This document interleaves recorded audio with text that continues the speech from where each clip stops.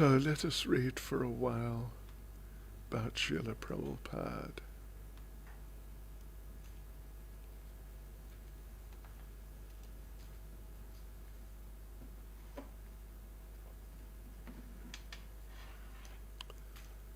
Jai Srila Prabhupada. Okay, what are we doing? Yes, we're in chapter 33. A lot of ground to be covered. You can sit in a chair if you want. Okay. The chairs may be feeling lonely. They need some association.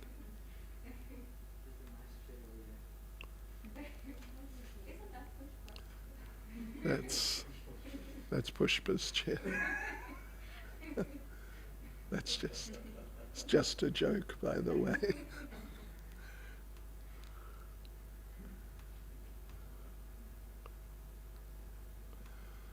So, devotees, if I remember correctly, we are in somewhere. I think we're still in Surat, if I'm not mistaken, which I could easily be.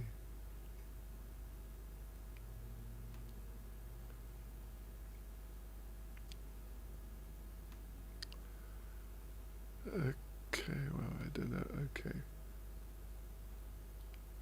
All right, sort of getting there.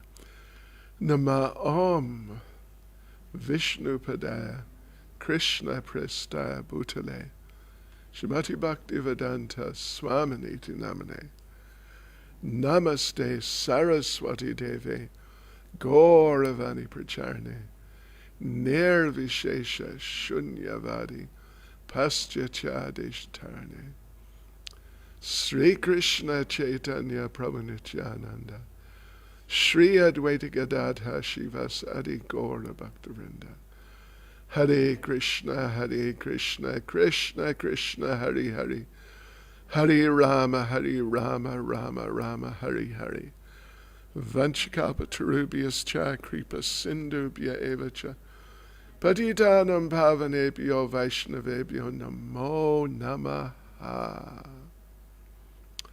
Namo Namaha. Yeah, okay, I think I've found a place.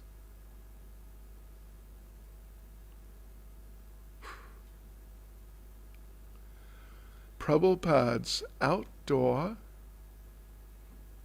evening engagements were well attended. The city officials made one of Surat's main intersections a festival site, rerouted all traffic, and set up a stage and sound system. Thousands would gather nightly. The crowd was sometimes so large and excited that Prabhupada would have difficulty speaking above the noise, so he would hold a kirtan. In the quiet that followed, he would have one or two of his disciples speak. Then he would speak. If the audience again became noisy, he would again say, "All right, let us have kirtan." Or sometimes he would simply sit and distribute bits of crystallized sugar candy to the thousands who approached him to touch his lotus feet and take a piece of prasadam. Giriraj, all the area around this block, was completely packed with people. They were all mad after Srila Prabhupada and Krishna consciousness. Although a very big area, still people were occupying every space available, perching on rooftops, looking out windows, sitting on odd cement boulders or blocks scattered here and there. Everything about Prabhupada's program was completely satisfying to everyone.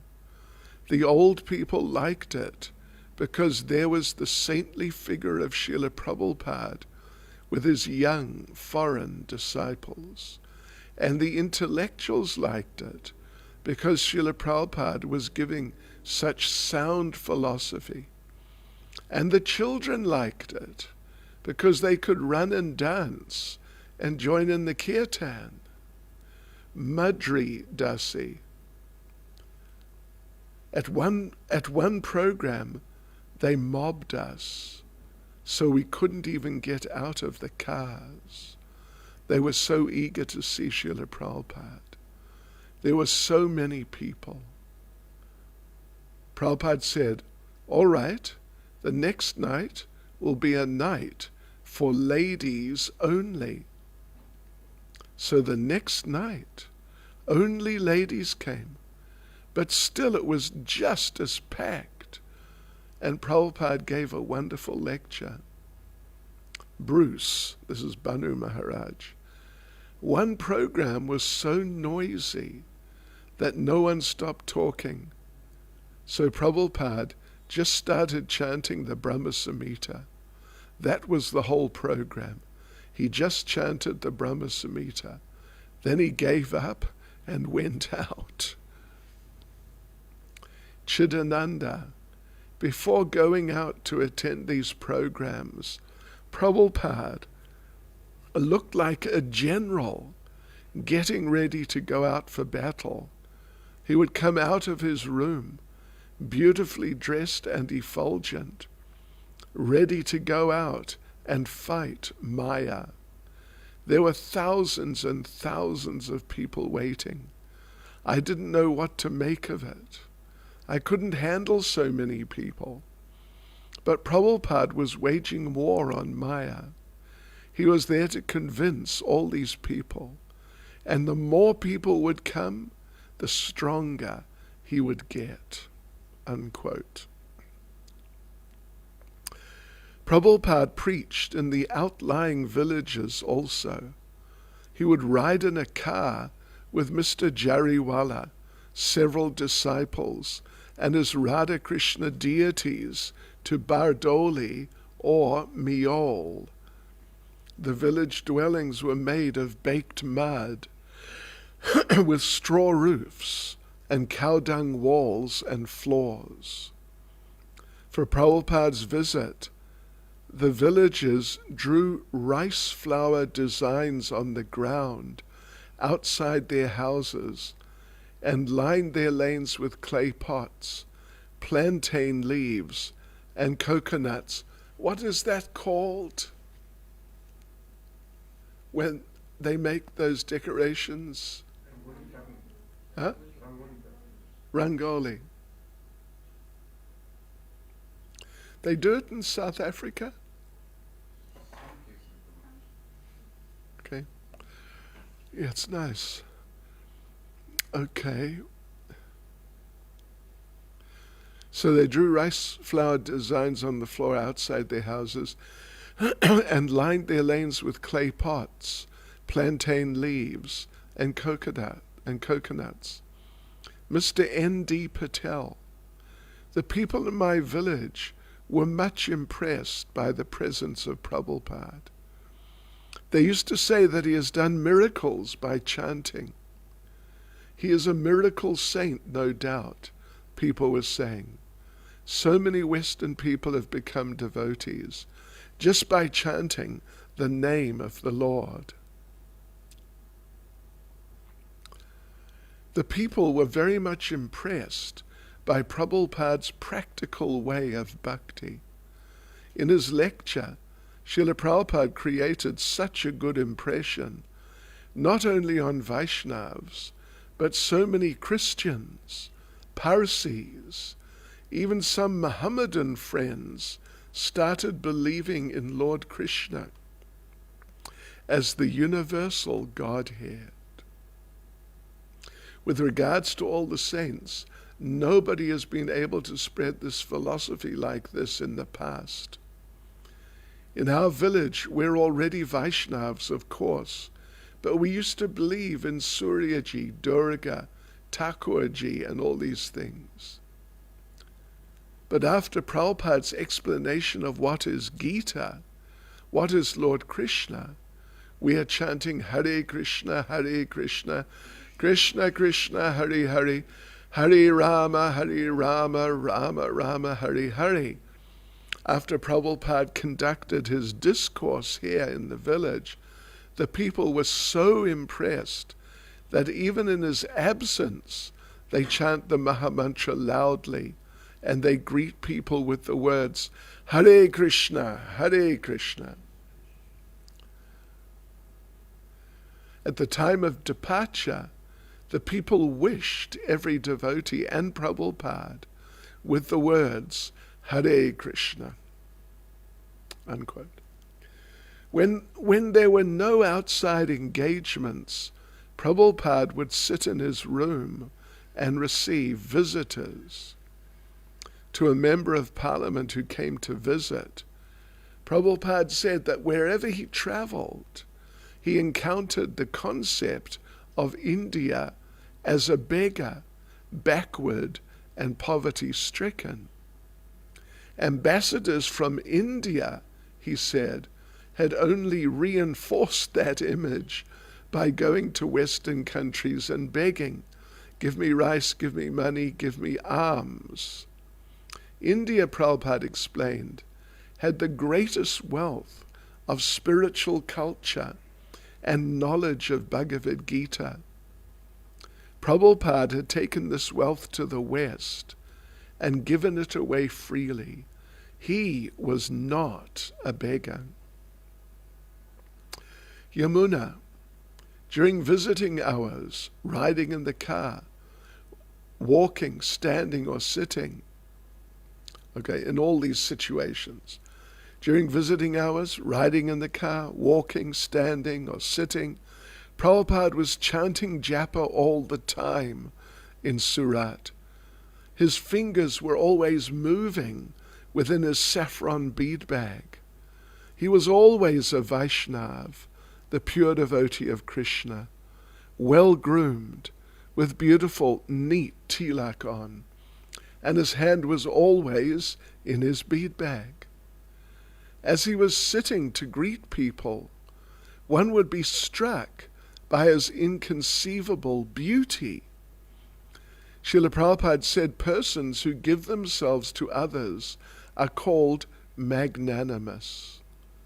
And this was how Srila Prabhupada was during his pastimes in Surat. He was always delivering Krishna to everyone he met. He accepted people's hearts by his great potency. Unquote. Every morning in Srimad Bhagavatam class, Prabhupada added another installment of the Ajamil story. Sometimes he would refer to the degradation of Indian culture, citing specific examples he had seen during his India tour. Quote, "Now I am very sorry to inform you that in your city I have seen 2 temples.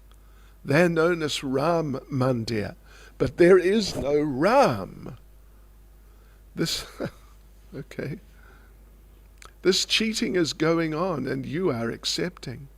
There is no Ram deity worship, but a man's photo is there, Sri Ram. And people are so foolish, they do not question why this is going on. In Indore, I have been in the Gita Bhavan, and so many nonsense things are there. Another place I saw Gita Samiti, and there was not a single photograph of Krishna, but a lamp was there. And this is in the name of Dharma. Last night this boy informed me that Bhagavad Gita is going to be distributed by some Swami. But according to Bhagavad Gita, that Swami is fool number one. Haribol. This is Prabhupada when he really gets into it. He's distributing Bhagavad Gita, and people are accepting and paying for it.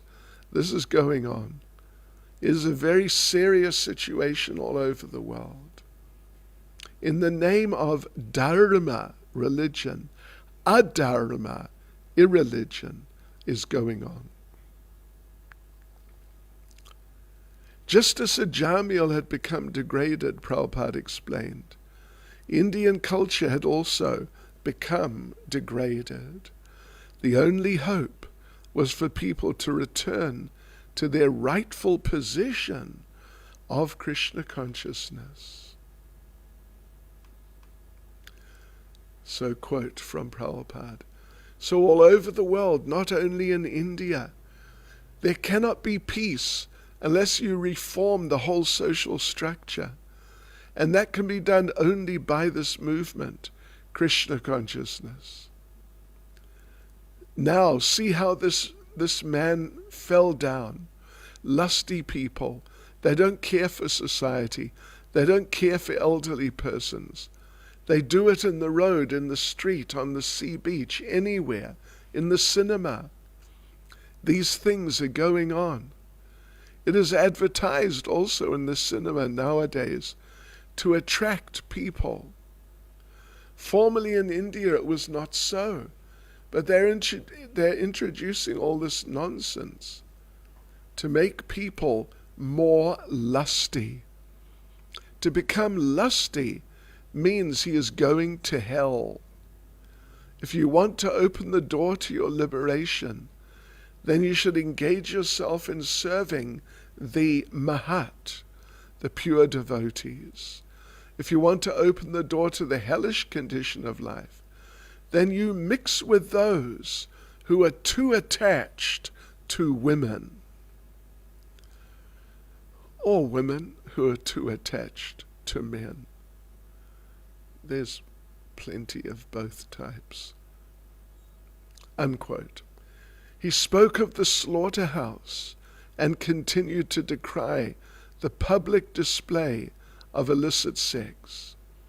Regarding illicit sex, he said that what had been a rare incident in the time of Ajamil was now a common affair.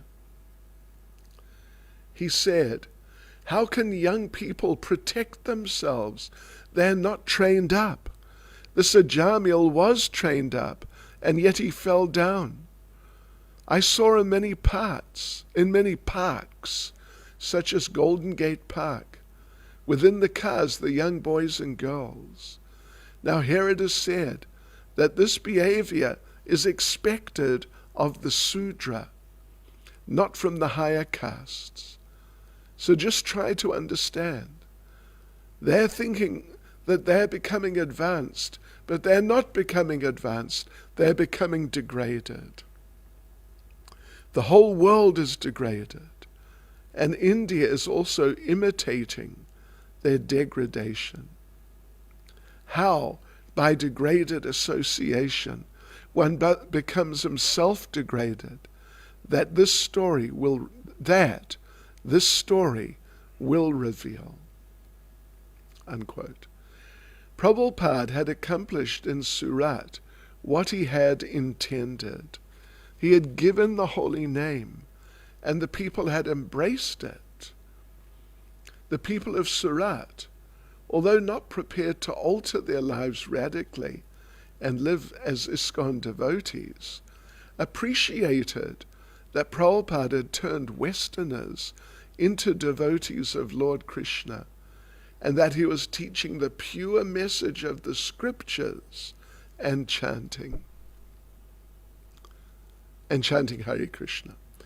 They had responded to Prabhupada not out of dogma or ritual, but out of appreciation of the importance of spiritual life and a recognition that Prabhupada and ISKCON were were genuine. For Prabhupada's disciples,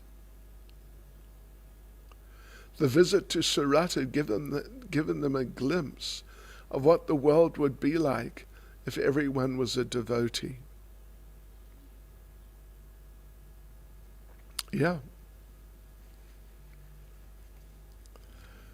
So now on to Allahabad, January 1971.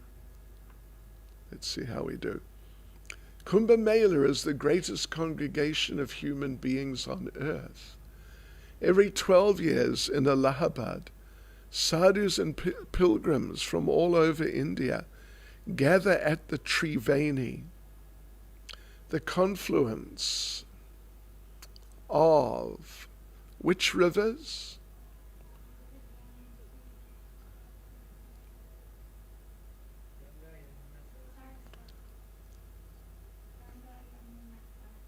Okay. Ganga, Yamuna, Saraswati. Right, confluence of the three holy rivers, Ganges, Yamuna, and Saraswati. And at an auspicious time that assures the worshipper liberation from the cycle of birth and death, as many as 15 million people enter the sacred waters. A smaller version, the Magh Mela, takes place annually during the month of Magh, December, January.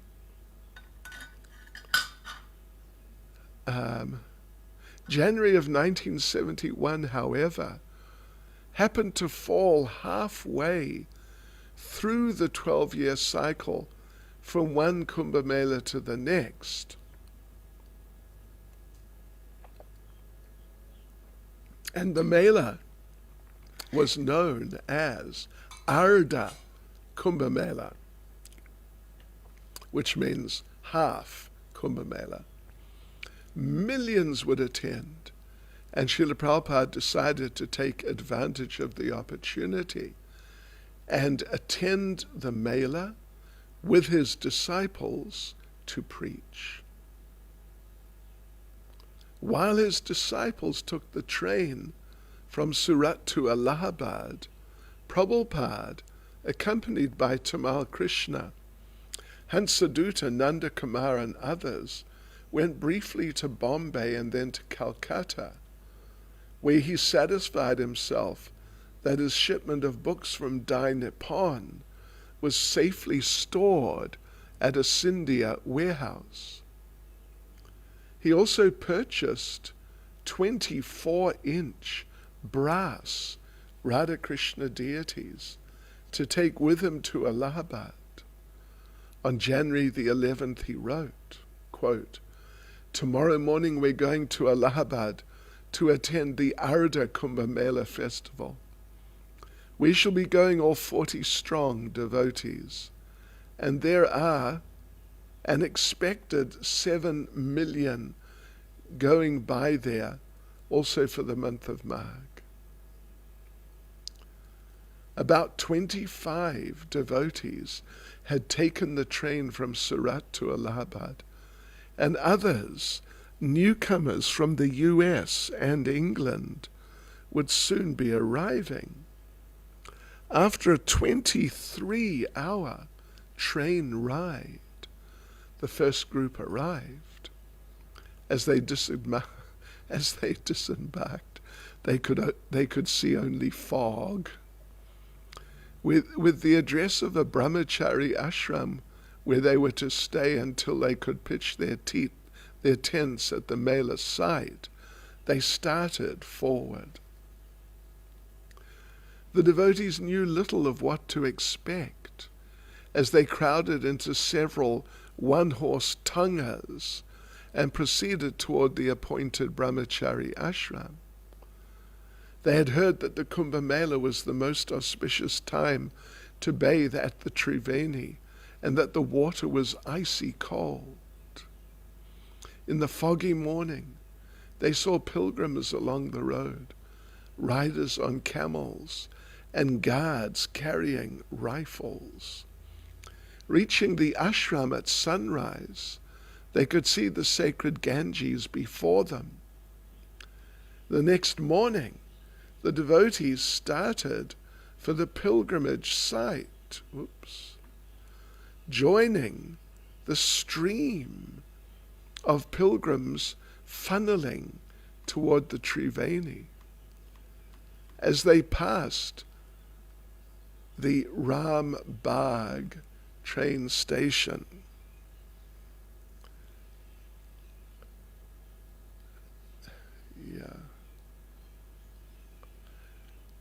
a sign read, "From this point, the confluence of the holy rivers Ganges and Yamuna and the forts are 5 kilometers. Riding in bicycle rickshaws, the devotees merged with the moving tide of pilgrims, and soon they saw before them, on what 1 week before had been an empty plain, a city of tents.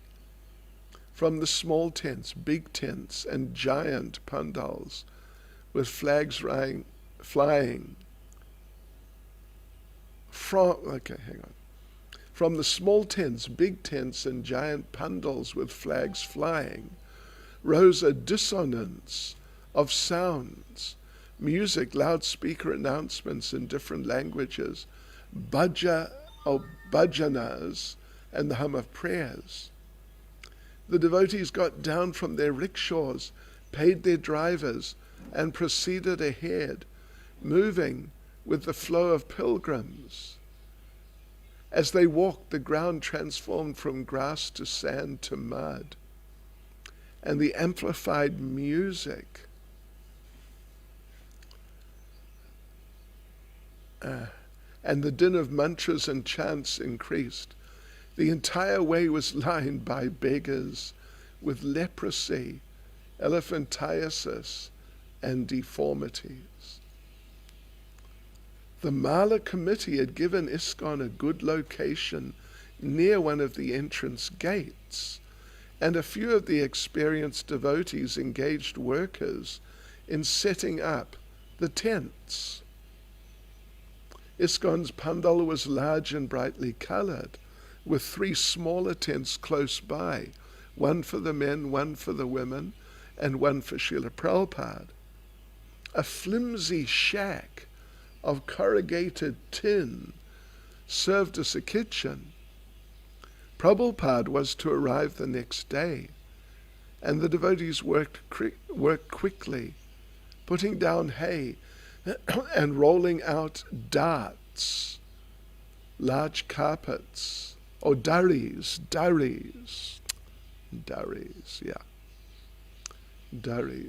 large carpets of coarse cotton fabric.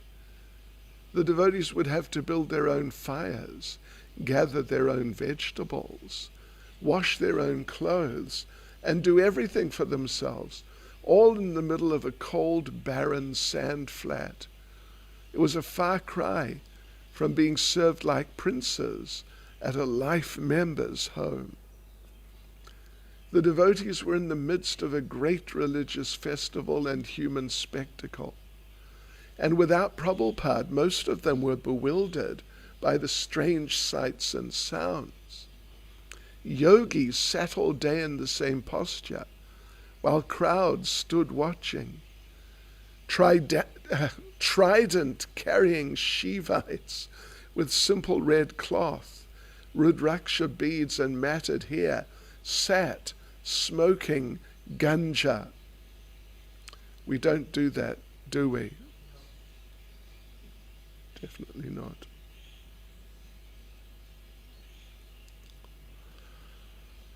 Right.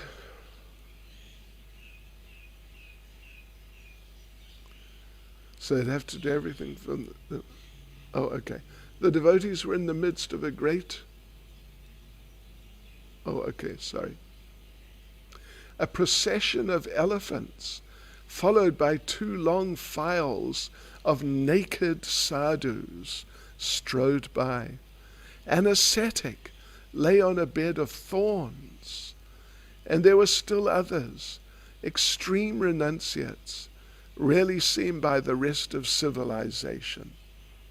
And of course the various Hindu sects abounded, their chants and prayers rising into the air to mingle with the morning mist and the smoke from the 10,000 campfires that clouded the sky above the city of tents. Hare Krishna. Srila Prabhupada ki jai.